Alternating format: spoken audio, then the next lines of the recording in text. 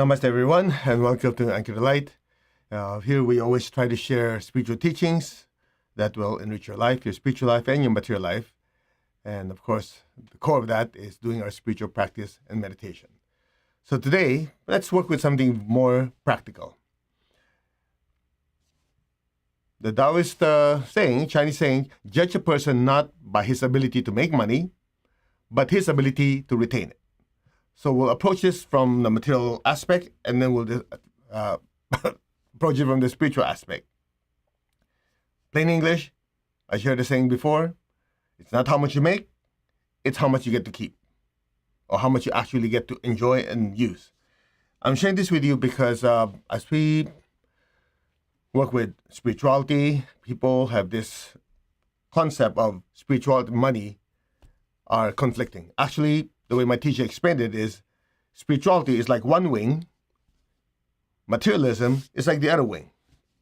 To be truly happy, spiritual, prosperous, like heaven on earth, you need both wings to fly. So let's just focus a little bit on this. It's not how much you make, it's how much you get to keep.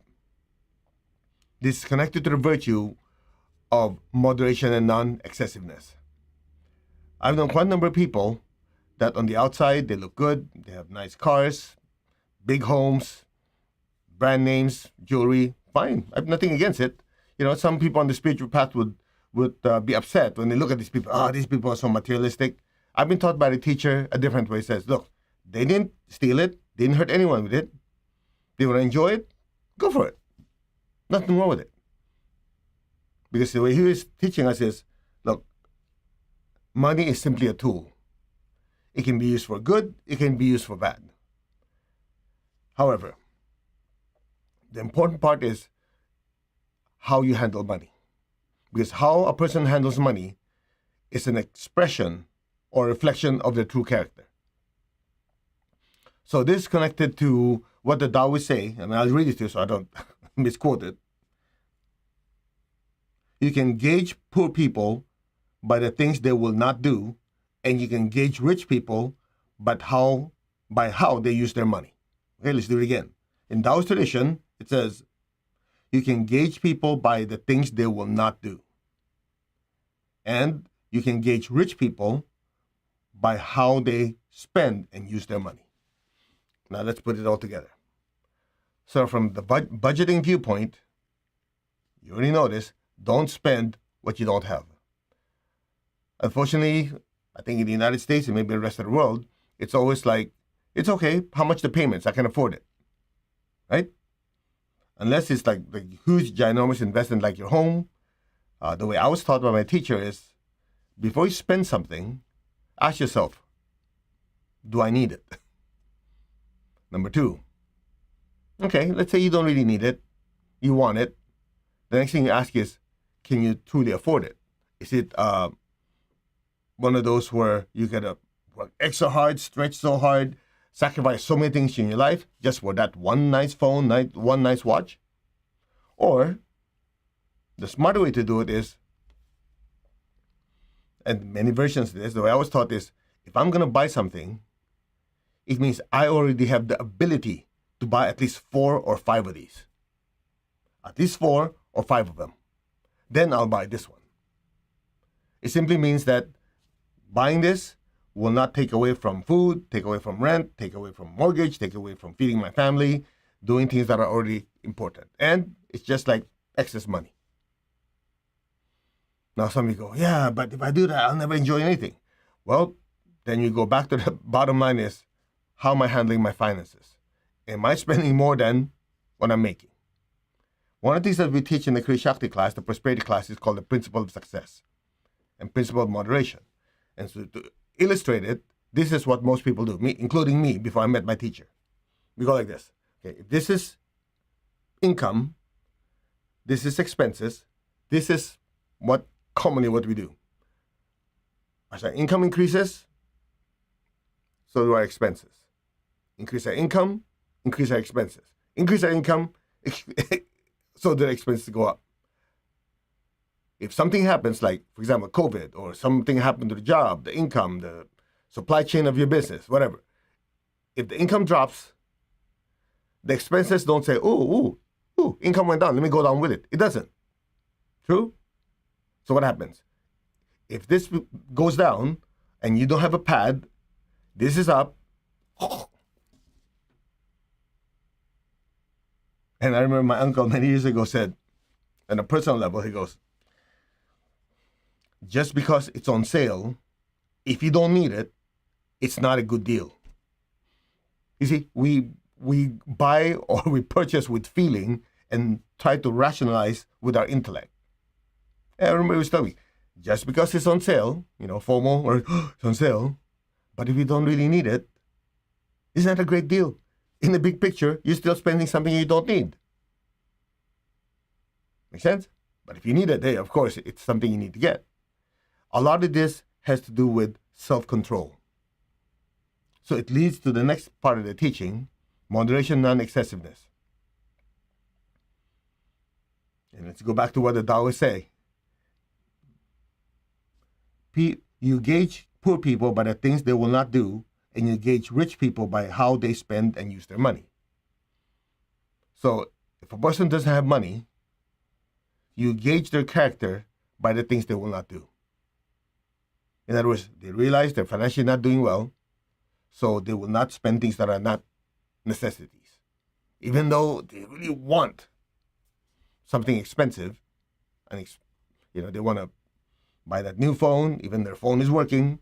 They want to go on that holiday, spend tons of money, even though they could do it at a lesser budget. How are they handling it?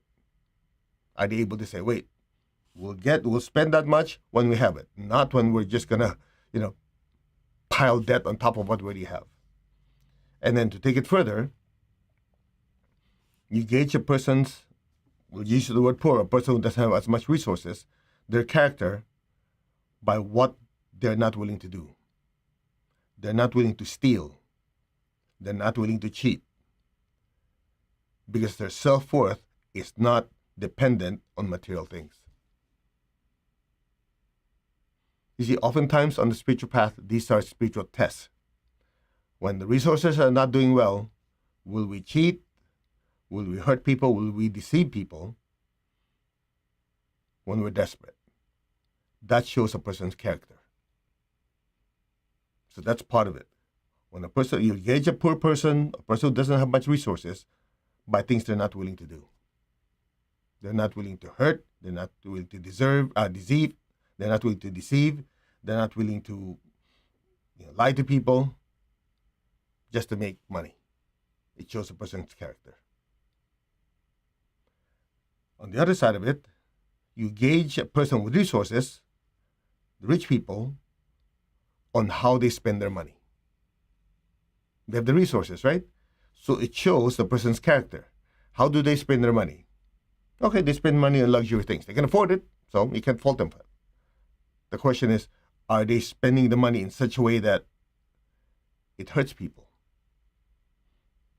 Like you have a competitor in business. You don't like them. You have the resources. So you would actually hire some people to steal from their store. Or you will financially short a certain stock because you feel like, hey, it doesn't matter if a lot of these people lose their life savings as long as I get to make money after. Or the person will use money to bribe politicians so that their business will do better. They have the resources. So both, the person who doesn't have resources, what are they not willing to do? And the person who has resources, how do they actually use the resources they have? All it boils down to who? The person's character. I remember Tony Robbins in one of the events said, money is just an amplifier. It'll make a bad person do worse things. It'll make a good person do more better things. It amplifies. Of course, there's always exception where a person who's a good person might be tempted to do something bad. Of course, all of us who have good and bad qualities. As Lord Krishna says, a good person is not completely good. a bad person is not completely bad. So it's not a straight across generalization, but you will notice that by and large, that's how you can gauge people. When a person's desperate, their resources are not that good, will they stand their ground? Will they stay honest and kind and loving? When a person has resources, will they use that money properly? Will they use it to help people in need, or say, oh, I have money, screw the rest of you, as long as I'm okay, who cares about the rest of you? Or they'll go, well, I have so much, maybe I can give a portion of what I have to help people who don't have homes, people who don't have anything to eat. All of that shows a person's character. That's that.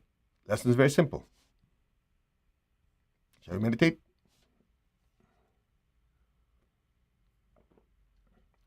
Before we continue, in one of the future lessons, we're talking about the science of spiritual materialism. Okay, stay tuned. The science of spiritual materialism. That way, most of you can say, hey, I can be a good person, at the same time have a comfortable, prosperous life. And because of that, it allows me to be able to serve more people and simultaneously fulfill my destiny. So stay tuned with that. Okay? That's going to be a full-blown course where we go step by step. What are the principles? What's the mechanism behind it? What are the techniques you can do to achieve both spiritual development and financial prosperity? All right. Leave in the comments if you guys are interested. I'm still forming it to make sure that it addresses most of what people go through in everyday life. All right, shall we? Focus on the crown. I am that.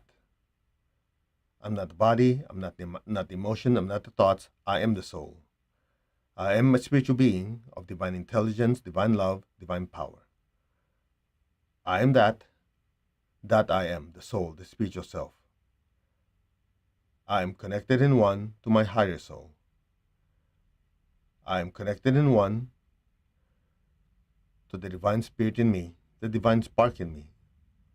I am a child of God. I'm one with God. I'm one with all. There's only oneness. Just be still.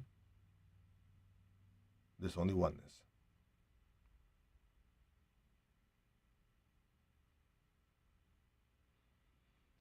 Now open your hands in blessing. We'll do the meditation twin hearts as taught to us by my teacher, Grandmaster Tuo Kok Sui. So be aware of your heart, be aware of your hands. Project beautiful pink light from your heart through your hands to fill up the entire earth. We will use the prayer of St. Francis of Assisi. Lord, make me an instrument of your peace. Wherever there's hatred anywhere in the world, let me sow unconditional love. Be aware of your heart and your hands. Fill the earth with beautiful pink light.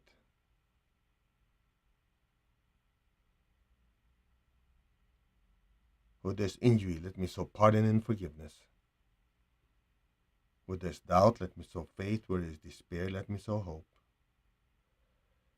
Where there's darkness, light, sadness, joy. Just be aware of your heart and your hands. Imagine beautiful pink light flowing from your heart through your hands, blessing your home, your workplace, the city you live in, the state, the country. Fill the entire earth with beautiful pink light. May all be blessed with peace, with love, with a spirit of forgiveness, with hope and with faith, with light and lots of joy. So be it.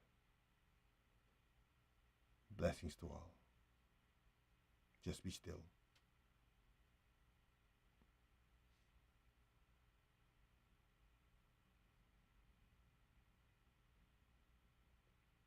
Now, be aware of your heart. Take a deep breath. Be aware of your crown. Exhale. Just be still. Be aware of your crown. Your crown is filled with so much golden light. Just say our hearts are one, our souls are one. Just be aware of your crown. Just be still.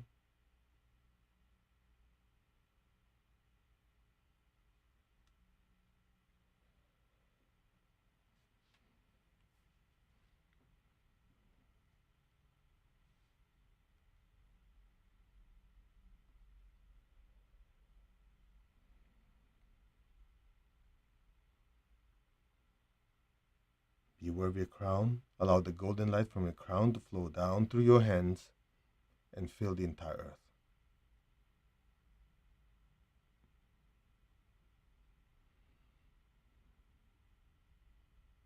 From the heart of God, may every person, every being on earth be blessed with loving kindness.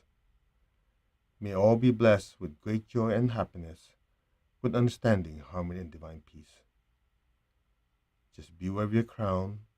Imagine the golden light from the crown flowing through your hands, blessing your home, your workplace, the city you live in, the country.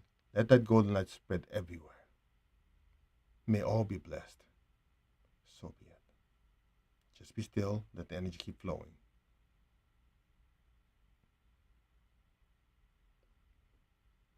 Now, be aware of your heart. Be aware of your crown simultaneously. Take a deep breath.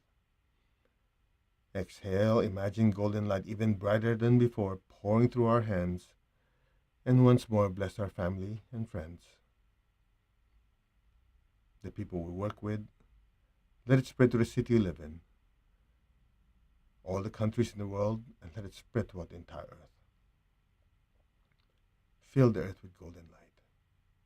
From the center of the heart of God, through my soul, through my entire being, may all beings in the higher worlds, middle worlds, even the lower worlds, may all beings in every dimension, every direction, above and below, be blessed with God's unconditional love and kindness. May all be blessed with inner peace, inner healing. May all be healed of any pain, sorrow, or suffering of any kind. So be it. May all be blessed with understanding, harmony, goodwill, and especially the willingness to do good. So be it. So be it. Blessings be to all.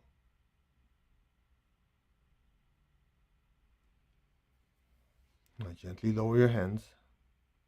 Keep your eyes closed. Keep your tongue on the roof of your mouth. Just be still. Now imagine a beautiful golden flame, just a little small flame floating above your crown. The image doesn't have to be clear. It's there. Just be aware of the love within your heart. Gently send a stream of love from your heart up to the crown, up, into that beautiful golden flame. Stay there.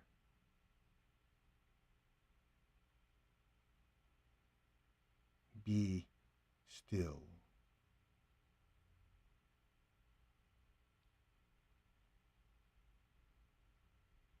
That beautiful golden flame is getting brighter and brighter and brighter. Just be still.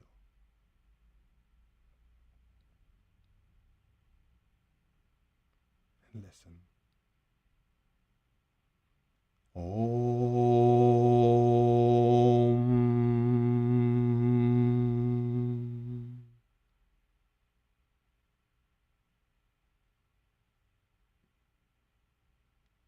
Om.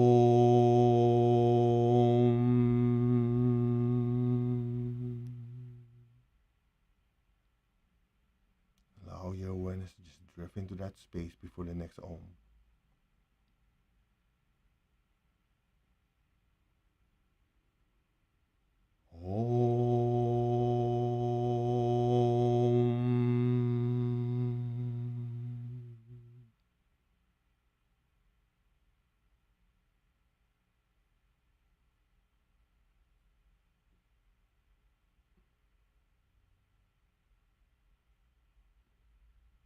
Be still. Be aware of the inner stillness, the golden flame, and just simply let go and let things be. Now, let go.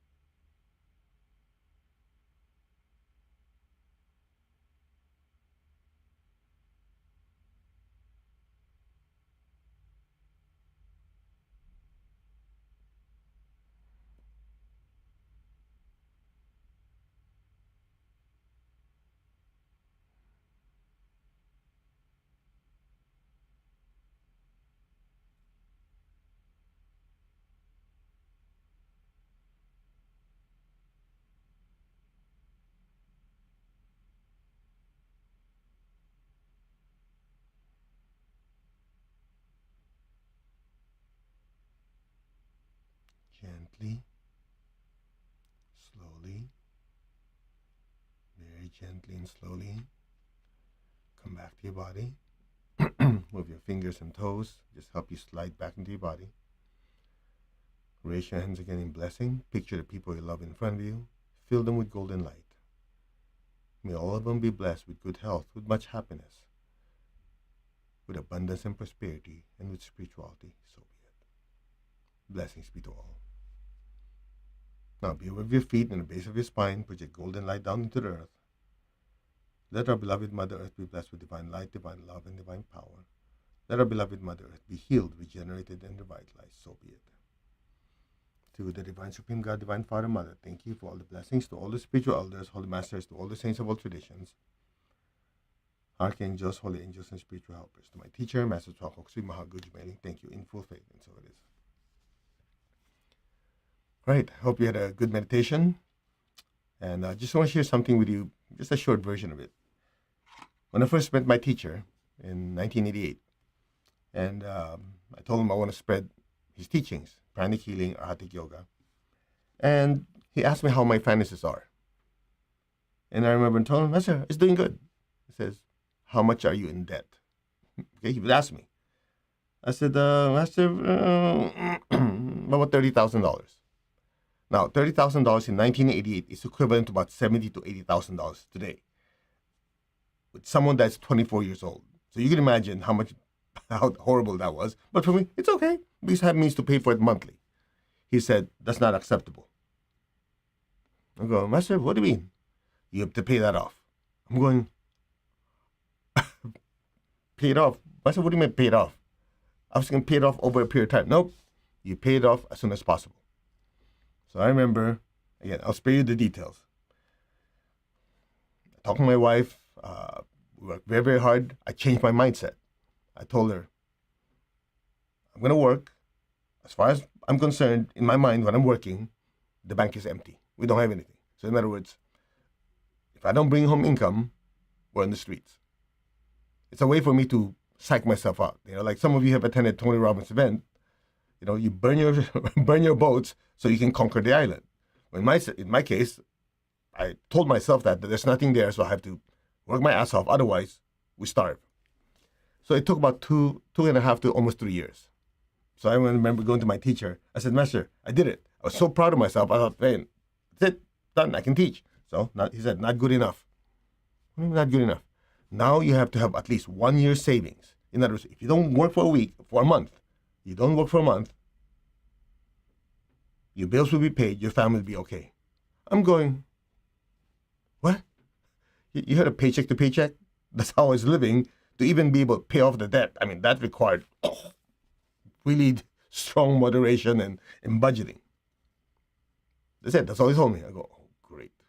So I remember talking to my wife about it, and we're like, how in the world? You know, you heard the saying, the first million of a multimillionaire is the hardest one, because after that, it's just scaling it up. Well, we figured, hey, we can pay off 1 year, 3 years of $30,000 worth of debt. We just apply the same principles and habits to get this paid. And then after that, save for a year. Well, it took a few years. It wasn't easy. Same thing. In my mind, with everything in the bank, work as hard as I can, and just sacrifice everything. Get it done.